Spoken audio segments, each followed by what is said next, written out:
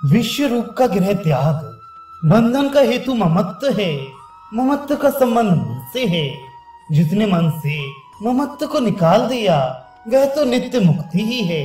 उसके लिए ना कोई अपना है न पराया। वह तो अनेक रूपों में एक ही आत्मा को चारों ओर देखता है।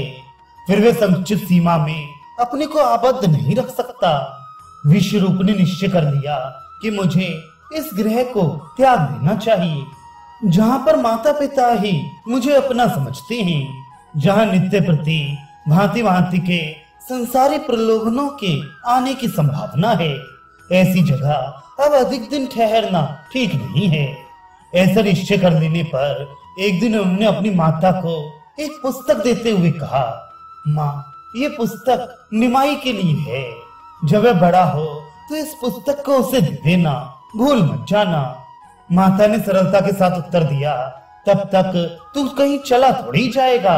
मैं भूल जाऊं तो तू तो ना भूलेगा।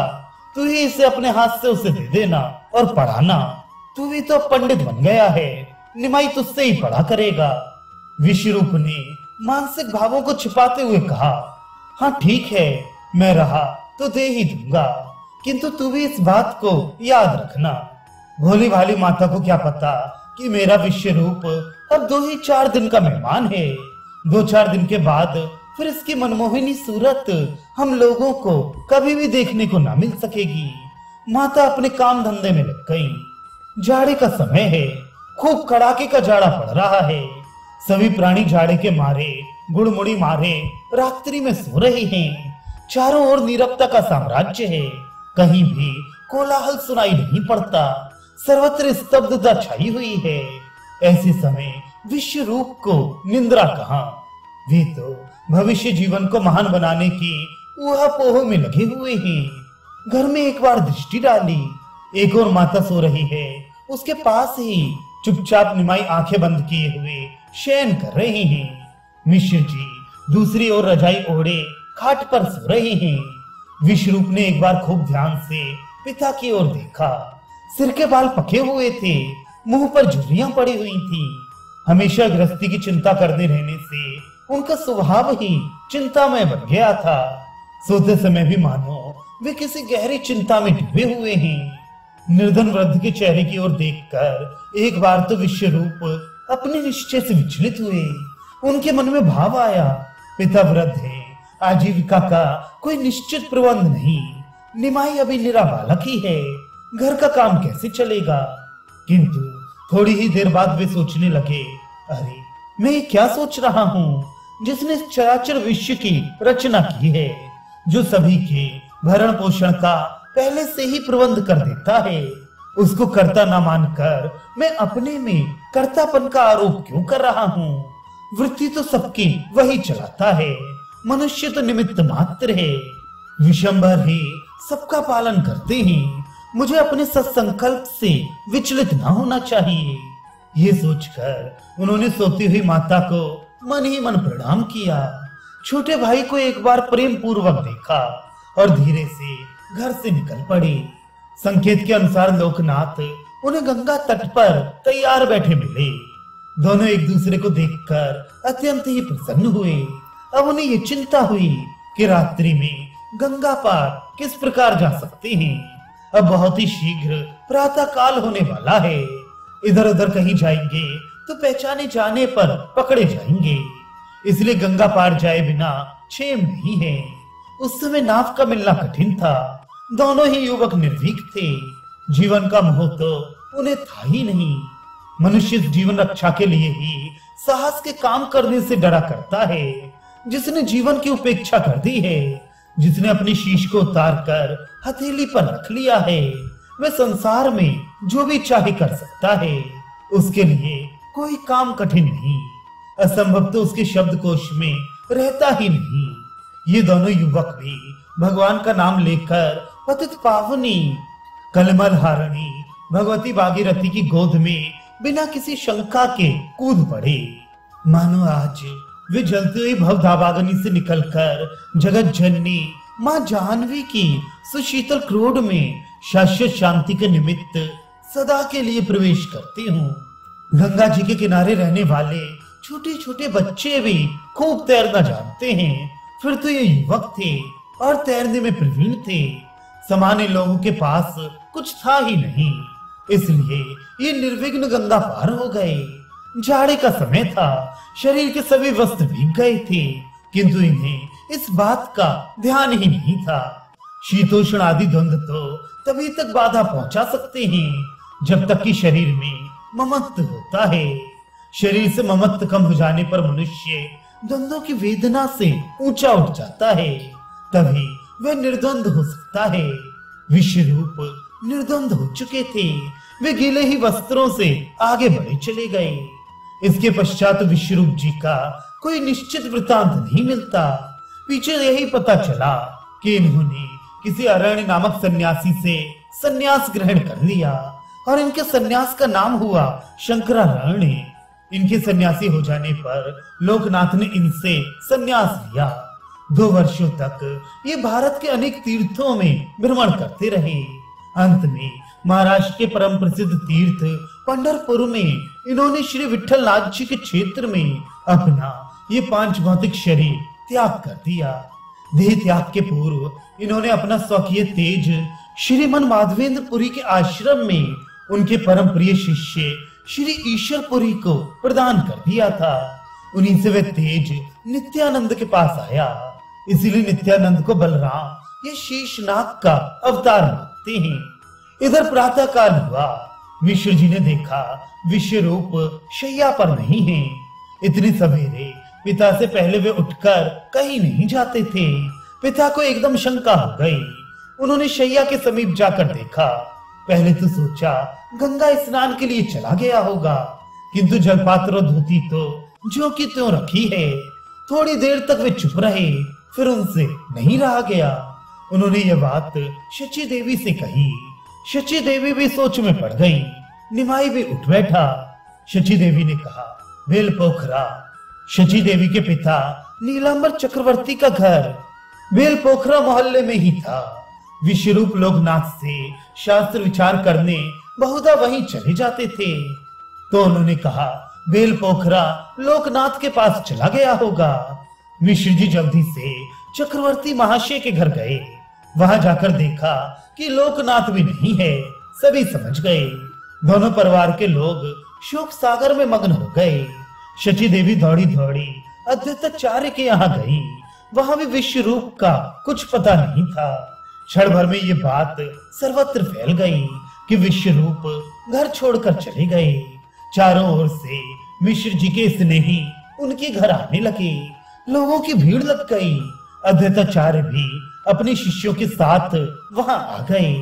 सब भांति भांति की कल्पनाएं करने लगे। कुछ भक्त कहने लगे, अब घोर कलयुग आ गया। साधु ब्राह्मणों का मान नहीं, वैष्णवों को सर्वत्र अपमानित होना पड़ता है। धर्म कर्म सभी लोप हो गए।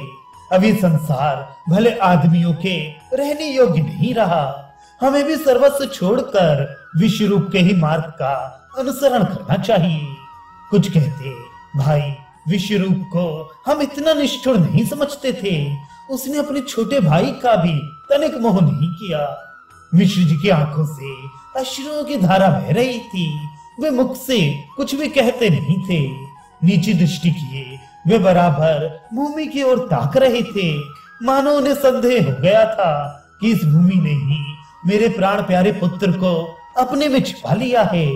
उनके धसे हुए कपोल और सिकुड़ी हुई खाल के ऊपर से अश्रु बिंदु बह बहकर पृथ्वी में गिरते जाते थे और वे उसी समय पृथ्वी में विलीन होते जाते थे। इससे उनका संदेह और भी बढ़ता जाता था कि जो पृथ्वी बराबर इन अश्रुओं को अपने में छिपाती जाती है, उसने ही जरूर मेरे बेटे विश्वरूप को छिपा लिया है। उनकी दृष्टि ऊपर उठती ही ना थी। लोग परस्पर में क्या बातें कर रहे हैं इसका उन्हें कुछ भी पता ना था।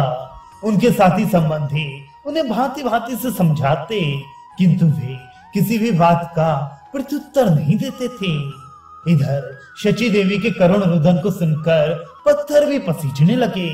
माता जोर जोर से दहाड़ मारकर रुदन कर रही थी। विश्वरूप के गुणों का बखान करते करते माता जिस प्रकार गौ अपने बच्चे के लिए आतुरता से रभाती है, उसी प्रकार शची देवी उच्च स्वर से विलाप कर रही थी। वे बार बार कहती, बेटा इस बूढ़ी को अब चले ही छोड़कर चला गया। यदि मेरा और अपने बूढ़े बाप का कुछ ख्याल ना किया तो ना सही, इस अपने छोटे भाई की ओर भी तूने नहीं देखा।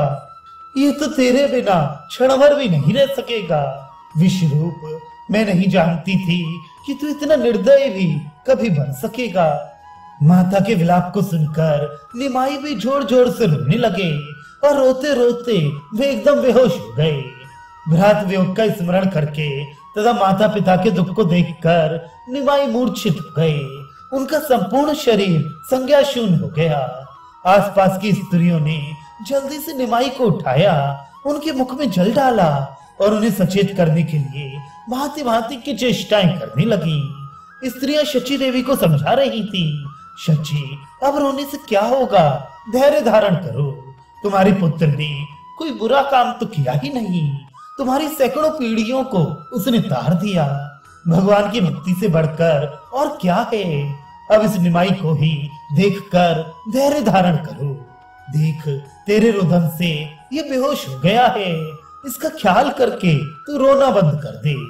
माता ने कुछ कुछ धैर्य धारण किया। निमाई को धीरे धीरे चेतना होने लगी। वे थोड़ी ही देर में प्रकृतिस्थ हो गए। अपने आंसुओं को पहुंचकर आप माता से बोले, माँ, दद्दा चले गए तो कोई चिंता नहीं, मैं तुम लोगों की बड़ा होकर सेवा शुश्रूषा करूंगा। आप लोग धैर्य धारण करें। लोग मिश्रा जी से कह रहे थे, हम उत्तर की ओर जाते हैं, 4 आदमियों को दक्षिण की ओर भेजो। लोकनाथ के पिता 2-4 आदमियों को लेकर गंगा पर जाएं। अभी 2-4 कोसी तो पहुंचे होंगे, हम उन्हें जल्दी ही लौटा लाएंगे। इन सब लोगों की बातें सुनकर ऊपर दृष्टि उठाकर मिश्र जी ने साहस के साथ कहा, अब भाई कहीं जाने से क्या लाभ, विश्वरूप बालक तो है ही नहीं। यदि उसकी ऐसी ही इच्छा है तो भगवान उसकी मनोकामना पूर्ण करें। यदि उसे सन्यास में ही सुख है तो वह सन्यासी ही बनकर रहे। आप सब लोग भगवान से यही प्रार्थना करें कि वह सन्यासी होकर अपने धर्म को यथारीति पालन करता रहे और फिर लौटकर घर में ना आए। पिता के ऐसे साहसपूर्ण वचनों को सुनकर सभी को बड़ा आनंद हुआ। सभी इसी संबंध की बातें करते हुए सुखपूर्वक घर लौट गए। माता पिता ने धैर्य धारण तो किया, किंतु उनके हृदय में सर्वगुण संपन्न पुत्र के वियोग के कारण एक गहरा सा घाव हो गया, जो अंत तक बना रहा। मिश्र जी तो एक ही घाव को लेकर इस संसार से विदा हो गए, किंतु वृद्धा शची के तो आगे चलकर एक और भी बड़ा भारी घाव हुआ था, जिसकी मीठी मीठी वेदना का रसास्वादन करते हुए उसने अपना संपूर्ण जीवन इसी प्रकार वेदनामय ही बिताया। गृहस्थ में जहाँ अनेक सुख और आनंद के अवसर आते हैं, वहाँ ऐसे दुख के भी प्रसंग बहुत आते हैं, जिनकी स्मरण मात्र से छाती फटने लगती है। जगत जननी सीता जी जो अपने प्राणनाथ श्री रामचंद्र जी के वियोग से अत्यंत व्यथित हो उठी और उनकी वेदना असह्य हो गई।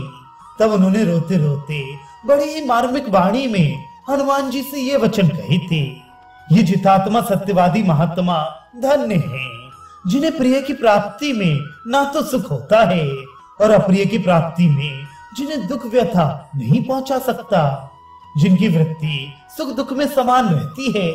ऐसे महात्माओं के चरणों में बार बार प्रणाम है।